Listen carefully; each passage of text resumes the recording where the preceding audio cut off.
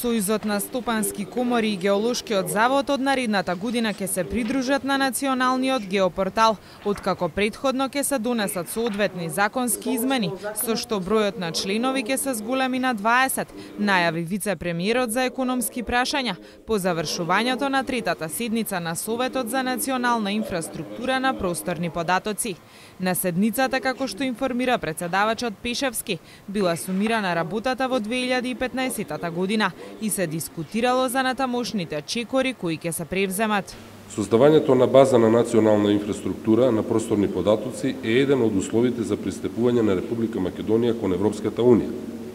Токму поради тоа, оваа активност е особено важна за владата и ќе овозможи полесна и поефикасна комуникација помеѓу државните институции, а со тоа и улеснување на животот на македонските граѓани.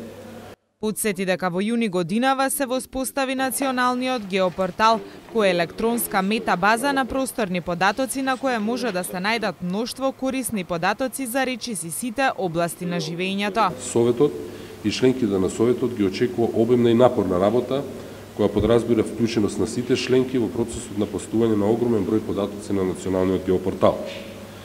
Советот за национална инфраструктура на просторни податоци во рамките на своите надлежности ќе продолжи со процесот на хармонизација на националното со европското законодавство, подигнување на свеста и разбирањето на визијата, концептите и придобивките од националната инфраструктура на просторни податоци, како и хармонизација и стандардизација на просторните податоци и услуги.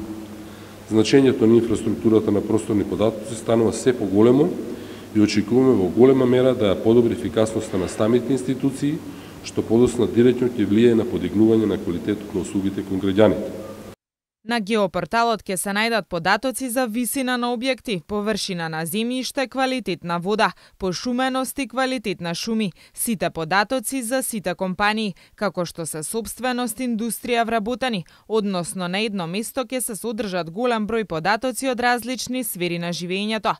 Тоа, како што кажа Пешевски, кај реките ќе помогне да може да се предвиди на кое место може да се излеат при зголемен водостој, а кај шумите каде евентуално може да настане пожар во деновите со високи температури. Директорот на Агенцијата за катастарот на недвижности посочи дека е неизбежна поврзаноста на националната инфраструктура на просторни податоци со информатичкото општество. Секој информатичко општество зависи од просторни, односно од географски податоци и информации. Главен фактор за развојот на ваквото општество се дигиталните геопросторни податоци, кои се негова основа. Дигиталниот податок ја отвора можноста за интеграција, размена, управување, анализа и брз пристап до податоците од секоја институција. Агенцијата за катастар на недвижности е во завршна фаза на дигитализација на катастарските планови. Имено 99% од катастарските планови од територијата на Република Македонија веќе се дигитализирани, а од 2006 година се очекува и сите преостанати работни процеси во агенцијата да се одвиваат дигитално. Трпевски додаде дека Македонија е рамо до рамо со европските земји на ова поле, кои имаат обврска до 2020 година целосно да ги имплементираат просторните податоци.